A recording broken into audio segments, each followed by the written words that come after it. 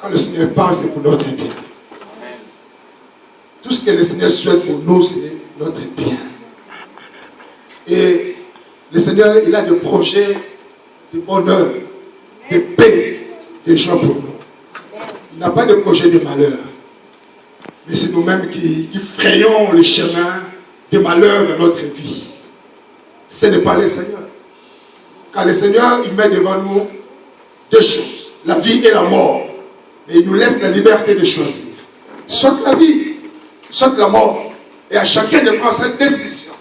Malheureusement, certaines personnes ont pris la décision de suivre le chemin de la mort et d'autres, les décisions de suivre la vie. Il y a la vie en aucun autre. Il y a la vie qu'au Seigneur Jésus-Christ. Voilà pourquoi nous l'appelons le Sauveur. Christ est le Sauveur. Quand il était au ciel, il avait reçu la mission de la part de Dieu. Mais ce n'était pas une mission facile. C'était une mission très difficile. Car il savait que, comme je vais sur la terre, il y aura un jour où je mourrai. Il y aura un jour où je subirai les injures, l'humiliation, le coup. Il y aura un jour où Satan viendra me toucher. Il y aura un jour où l'homme que j'ai créé à mon image me rejettera. La mission n'était pas facile. Le Sauveur. On doit savoir une chose, mes amis. Christ n'est pas seulement le Sauveur, il est aussi le juge. Il est Sauveur, il est aussi. Il est Sauveur, il est aussi le juge. On va aller dans Matthieu. On va lire un verset. Matthieu 20, 28. C'est ainsi que le Fils de l'homme est venu, non pour être servi, mais pour servir et donner sa vie comme la rançon de beaucoup. Ça, c'est la mission de Christ sur la terre. Il est venu sur la terre pour devenir une rançon pour nous. Il est venu sur la terre pour non pas qu'on puisse le servir, mais pour que lui nous serve. Le roi des rois qui laisse son trône, qui laisse son autorité, sa seigneurie, sa gloire, et il est venu sur la terre. Semblable à un animal qu'on mène à l'abattoir. Il s'est humilié pour nous. Il s'est humilié pour nous servir. Jésus-Christ, le roi des gloires. Les serviteurs. Et il est venu avec un cœur humble. Vous savez, dans la vie, quand une personne est humble, on essaie de l'écraser. On essaie de le minimiser. Quand tu es humble, les gens disent, lui, il n'a pas de personnalité. Quand tu es humble, on dit, lui, il n'a pas de caractère. Et quand tu aimes beaucoup, on dit, il est naïf. Quand tu partages ton père, on dit, lui là même, il est facile à avoir. Tel était le caractère de Jésus. Les sauveurs. Les sauveurs. Les gens les minimisaient. Les gens essayaient de l'écraser. Les gens les déconsidéraient. Je vais donner un exemple, mon ami. Tu ne sais pas nager. Tout d'un coup, tu tombes dans l'eau, dans la piscine. Comme tu ne sais pas nager, tu vas commencer à crier au secours. Et le maître nageur va venir vers toi, il va plonger. Et quand il va arriver, qu'est-ce qu'il va faire? Il va te prendre par la main. Il va te tirer jusqu'à l'autre rive. Et il va te déposer.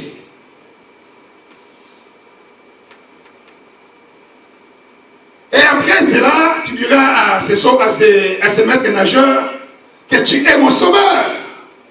Tu m'as sauvé de la mort. Je faillis noyer. Je faillis mourir. Mais tu es venu me sauver. Tu es venu me prendre.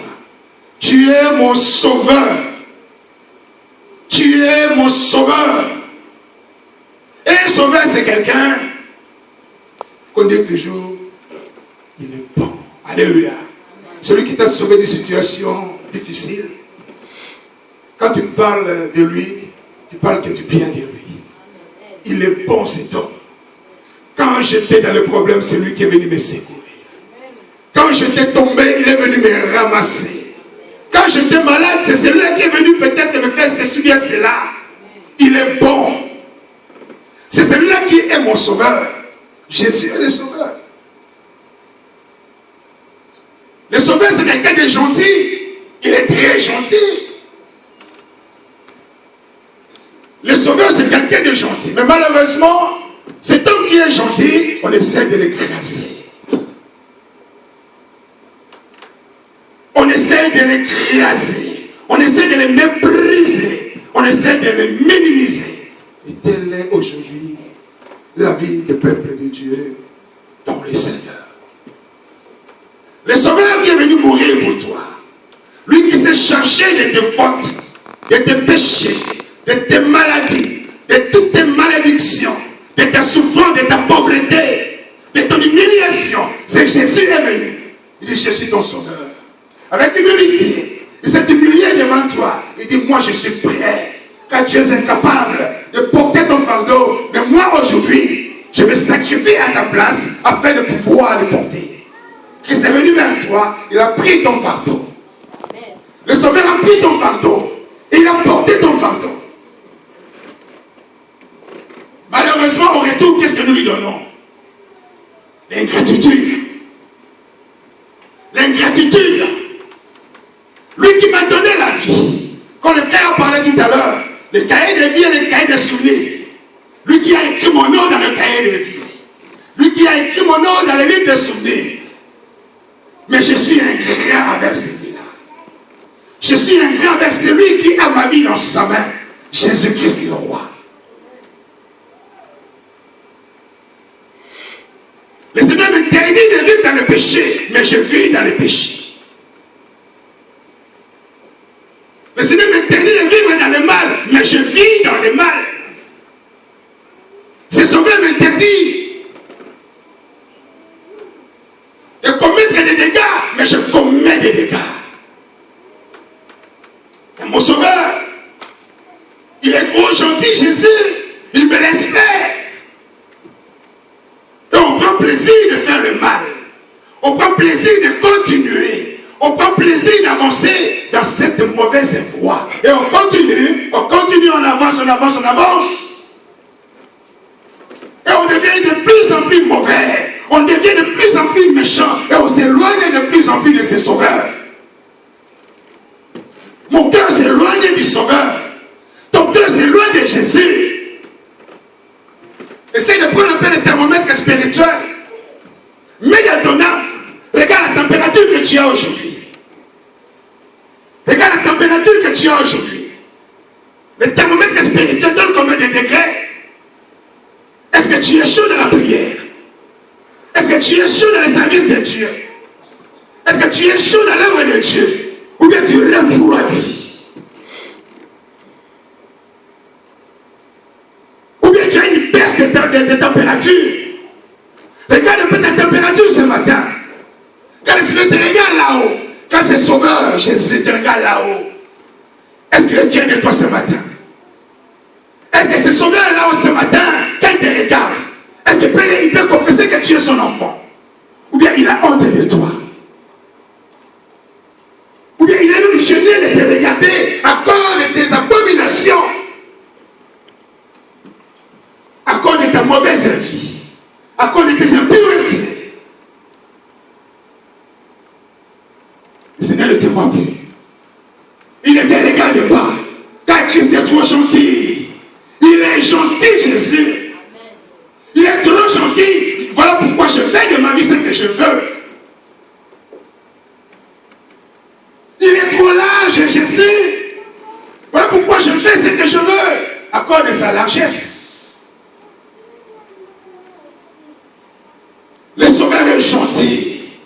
Il est doux. Jésus est doux.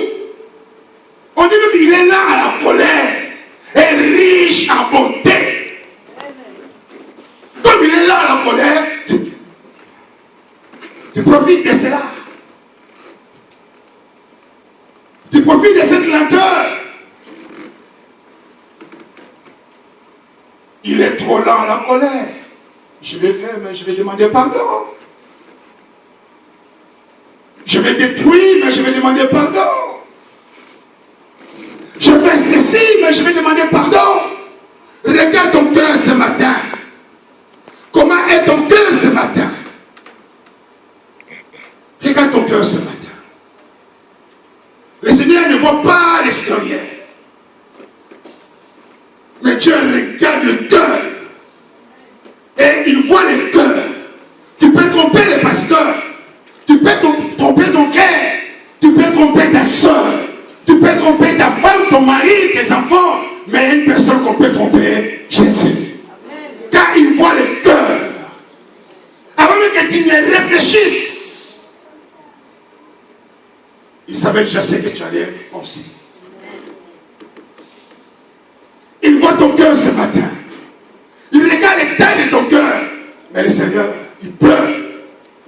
Le Seigneur pleure. Regarde le cœur de mon fils. Regarde le cœur de ma fille. Pourquoi ces enfants ne comprennent-ils pas? Pourquoi ils ont des têtes si dures? Pourquoi ils ont le cœur de pierre? Pourquoi ils ne me laissent pas agir dans leur cœur? Le Seigneur parle. Le Seigneur se pose la question. Mais nous disons, Seigneur, tu es sauveur. Tu es mon sauveur. Tu es mon sauveur.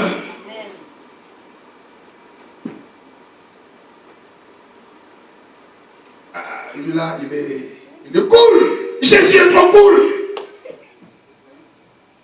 Christ est trop cool. Il nous laisse faire ce qu'on veut. On vit comme on veut. On vit comme on veut.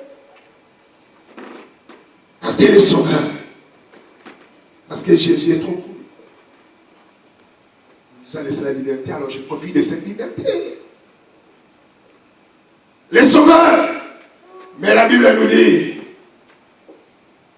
Christ, il est venu pour servir et donner sa vie comme une rançon.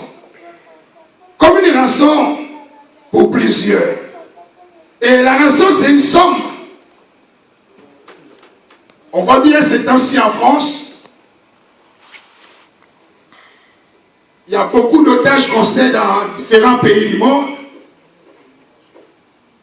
Et ces otages, avant qu'ils ne soient libérés, il faut que l'État français négocie avec les ravisseurs de son peuple. L'État doit négocier. Et le ravisseur va exiger. Donc nous avons 4 otages. Pour les libérer, nous vous demandons 100 millions d'euros. 100 millions d'euros pour libérer les otages. Alors l'État français, les ministres, les présidents vont se réunir. Mais les rebelles ont demandé 100 millions d'euros. Mais comment négocier pour récupérer la population de notre peuple? Comment ça négocier avec les ravisseurs? Ok, ça va, on vous donne 1 million d'euros et donnez-nous nos otages. Mais le Seigneur nous dit, pour donner sa vie comme la rançon. Alléluia. Amen. Mais la rançon du Christ, il n'a pas payé l'argent. Car aucun billet dans ce monde ne pouvait acheter le péché. On peut rassembler toutes les sommes d'argent qu'il y a dans le compte bancaire dans ce monde. Ça ne peut pas acheter nos péchés. On peut réunir toutes sortes de biens précieuses qui sont sous la terre dans tous les continents du monde. Tous ces biens ne pouvaient pas acheter nos péchés. Et la rançon que Jésus a donnée, c'est sa vie. La rançon qu'il a donnée, c'est son sang. La rançon qu'il a donnée pour nous, c'est la mort. Mes frères et sœurs, les sauveurs. Le diable demandait la rançon à Dieu. Tu veux racheter ton peuple? Oui, je veux bien. Mais il faut une rançon. Tu veux combien? Combien tu veux que je te donne? Voilà, Dieu a cherché. Dieu n'a trouvé personne d'autre.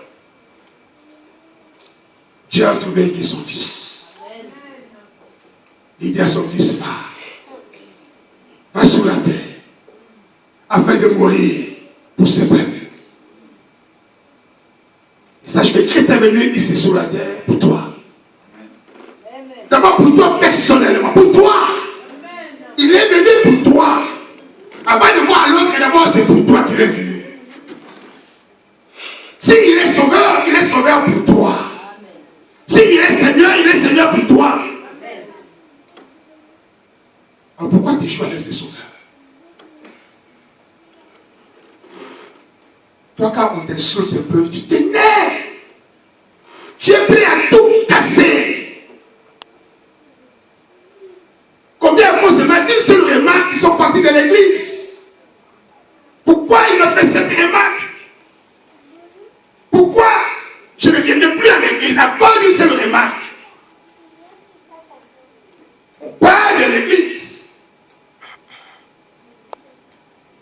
Et combien de fois nous faisons des remarques à Jésus?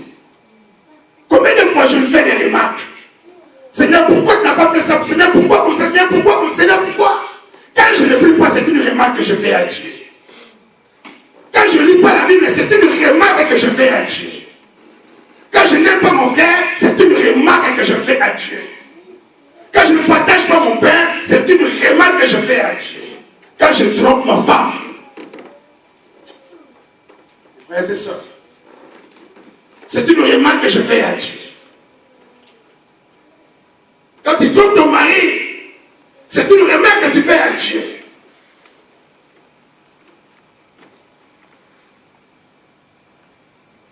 Quand tu ne donnes pas ta dîme, c'est une remarque qu'on fait à Dieu. Quand tu ne donnes pas son offrande, c'est une remarque qu'on fait à Dieu.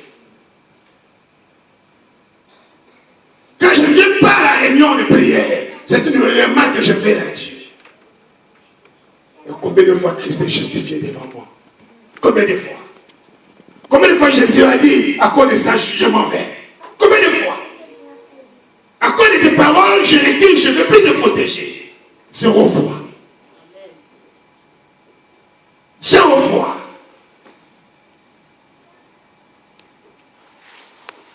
Nous parlons bien de Jésus. Nous sommes de mauvais modèles. Nous sommes de mauvais exemples. Le Seigneur ne peut pas nous montrer les doigts comme il avait parlé pour Jean. Tu as vu mon serviteur? Est-ce que le Seigneur peut parler de toi comme ça aujourd'hui? Est-ce que le Seigneur peut parler de toi? Est-ce que tu as vu mon serviteur?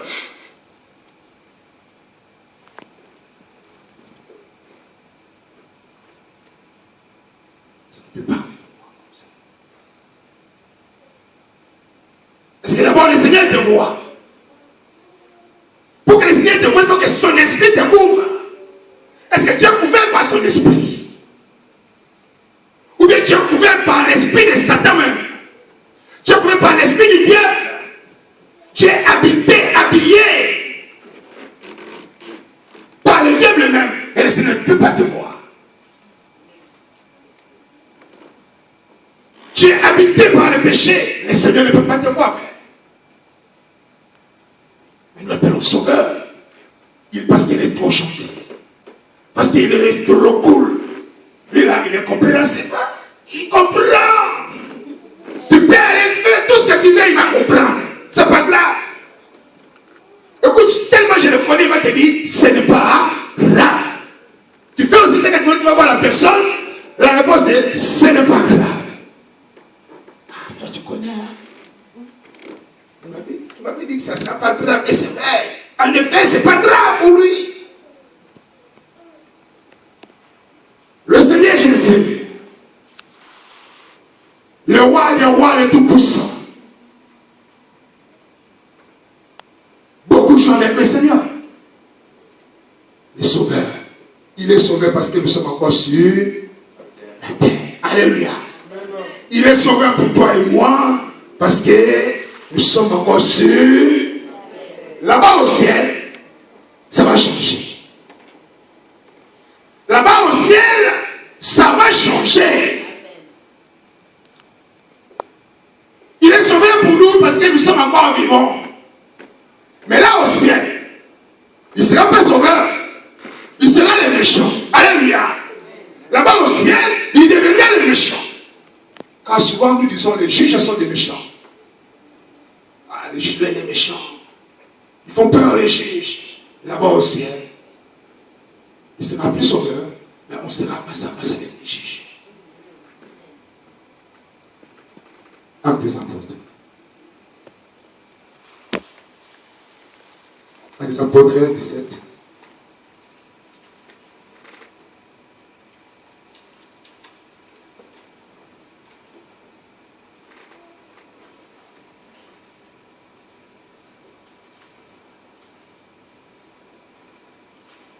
Verset 31, frère Maxime.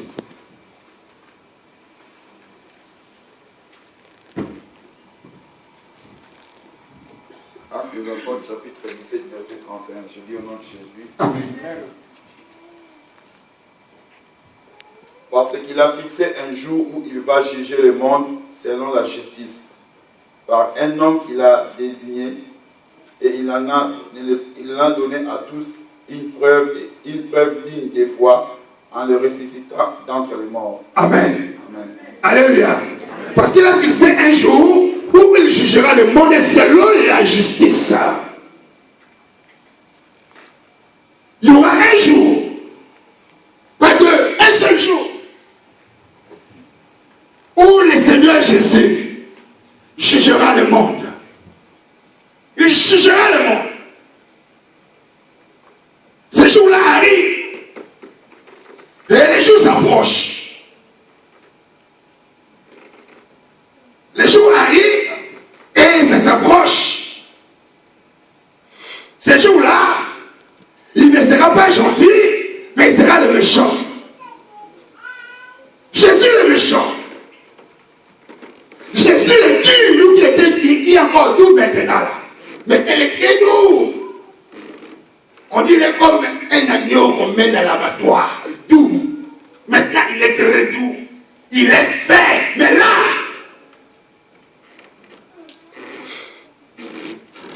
dans son manteau de juge, ça ne sera plus la même chose.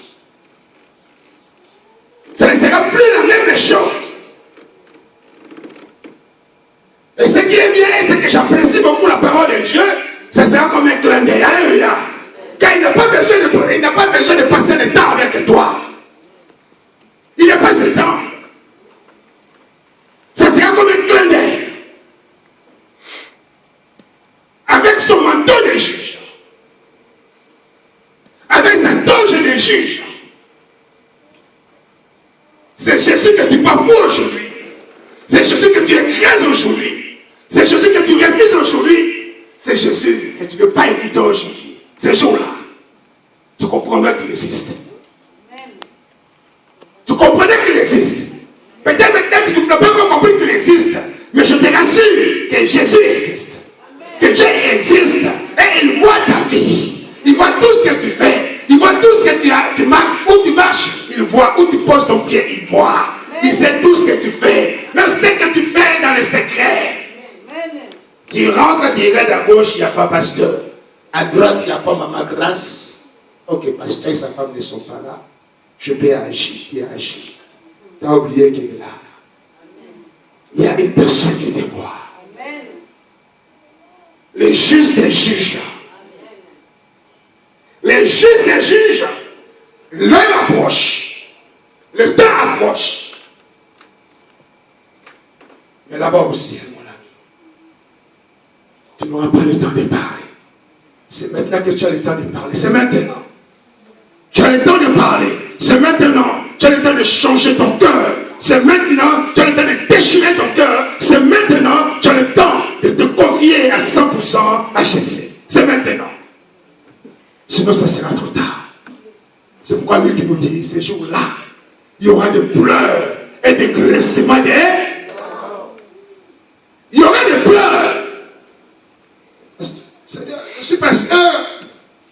je ne te connais pas. Je ne te connais pas. Moi, je ne te connais pas. Mais je chantais, Seigneur, je ne te connais pas. On l'appelle juste un juge. Alléluia. Donc, si tu dis je ne te connais pas, il n'y a pas à négocier. C'est-à-dire, il ne te connaît pas. C'est-à-dire, il ne voit pas ton nom dans les livres de vie. Donc, il ne mérite pas la vie dans son royaume. Il ne te connaît pas.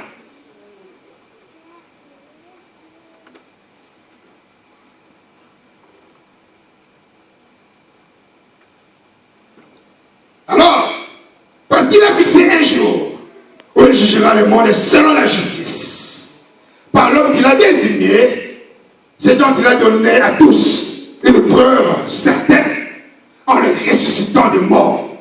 Jésus, le roi de gloire. Et 1 Pierre 4 et 18 nous dit ceci. Et si les justes se sauvent avec peine, que deviendront les impies et les pécheurs? Si les justes se sauvent avec peine, pour qu'un juste soit sauvé, il doit contrôler tous les jours qui passent son cœur. Là où il marche, Seigneur, est-ce que j'ai bien fait ou bien j'ai mal fait? Seigneur, voilà, j'ai péché, pardonne-moi. Seigneur, j'ai besoin de toi. Ça, c'est le juste. C'est quelqu'un qui contrôle son cœur. C'est quelqu'un, comme nous dit ceci, de fuir. Il fuit le péché. C'est quelqu'un qui est séparé du monde. Alléluia. Amen. Malheureusement, ici, mais, on va prendre tous les frères de l'église, on va vous laisser devant les prostituées comme ça. Vous pouvez rentrer. Je suis sûr qu'il y aura des gens qui vont rentrer. Il n'y a pas de problème, ma soeur. Ça va. Il y a certains même ici qui boivent encore de l'alcool, mais dans la cachette. Gloire à Dieu. Moi, je ne vois pas. Mais Dieu te voit. Dieu te voit. Moi, si je mange, s'il n'y a pas de vin, c'est comme si je n'ai pas mangé. C'est pas bon vrai.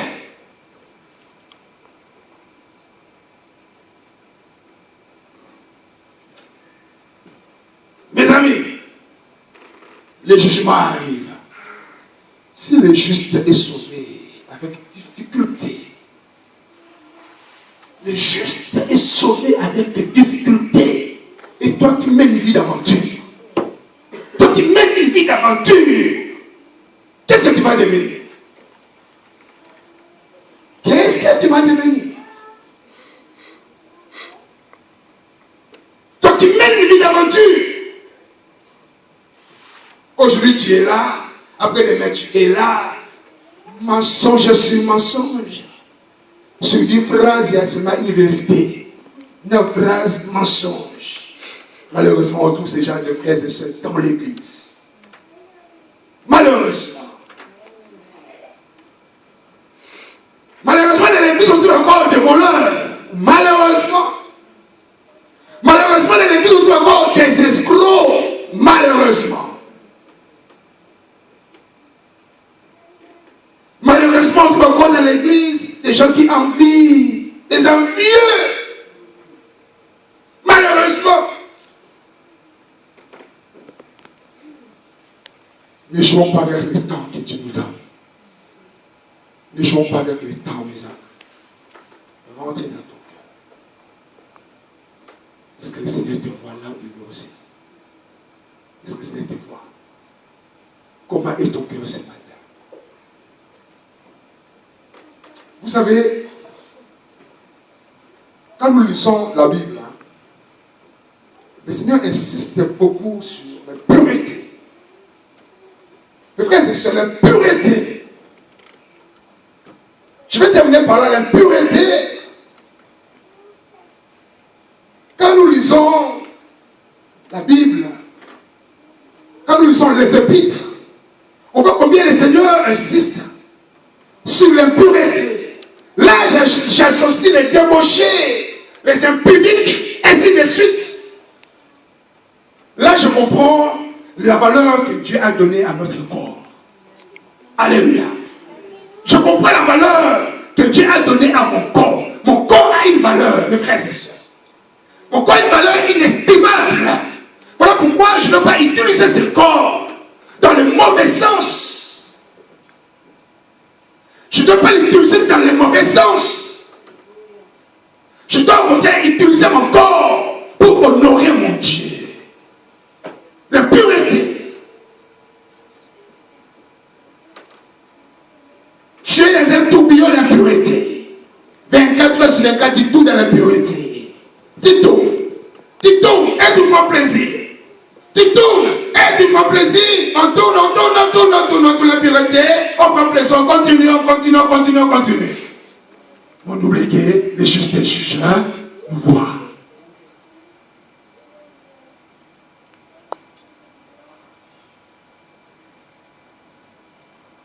On peut tout cacher. Tout cacher. Aux hommes. Mais pas à Dieu. Tout cacher aux hommes, on ne peut pas tout cacher à Dieu. Voilà pourquoi, mon ami. Voilà pourquoi, mon ami. Moi, je vais t'inviter ce matin de rentrer encore dans ton cœur, de parler encore au Seigneur et de lui dire, Seigneur, me voici. Change mon cœur. Me voici, Seigneur. Transforme-moi. Me voici, Seigneur. Aide-moi à quitter toute cette impureté que j'ai vue au jour le jour. Seigneur, aide-moi à rétablir ma relation avec toi. Car tu es mort spirituellement. Tu es déjà mort. Tu es déjà mort spirituellement. Le Seigneur ne te voit pas. Tu ne pries plus. Tu n'as plus la vie de prière. Tu n'as plus la vie de prière. Tu es mort spirituellement. Et qui va te ressusciter de cette mort? C'est pas Satan. C'est pas un homme.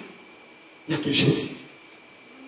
Alors pourquoi tu dois retourner vers lui et reconnaître tes erreurs, reconnaître tes fautes, reconnaître tes péchés et t'humilier devant lui. On va se mettre de nous.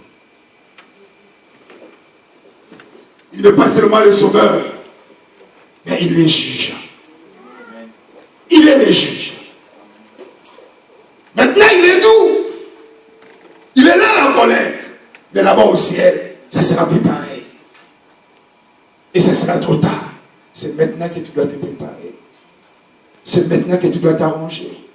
C'est maintenant. Il ne faut pas attendre. Il ne faut pas attendre. Pendant qu'on se répond, je vais inviter les chants qui vont passer devant. Tu vas commencer à prier les Seigneurs. Rentre dans ton cœur. Mes amis, le plaisir de la chair t'empêchera de voir les Seigneurs. T'empêchera de voir les Seigneurs. Beaucoup sont prêts aujourd'hui à signer et dire, voilà, moi je me fais le plaisir de la chair et de ne pas voir les Seigneurs. Mais sache que ce plaisir est pour un peu de temps. Ce plaisir est éphémère. Ce plaisir est pour quelques années. Mais là-bas au ciel, c'est pour l'éternité. C'est pour l'éternité. Le plaisir de la chair produit que la mort. Alors je vais t'inviter, tu vas prier le Seigneur. Tu vas te repentir. Demandons pardon à notre Dieu. Lui qui connaît notre température. Qui voit combien notre foi refroidit. La foi refroidie. Il n'y a plus la prière. Il n'y a plus l'amour. Tout est devenu normal. On ne sait plus faire la différence entre le bien et le mal. Au contraire, on devait le savoir. Ça c'est le mal, ça c'est le bien. Et maintenant, le mal est devenu comme le bien. Tu vas prier le Seigneur. Pour que le Seigneur te pardonne. Au nom de Jésus-Christ, le Seigneur. Répands-toi devant ton Dieu.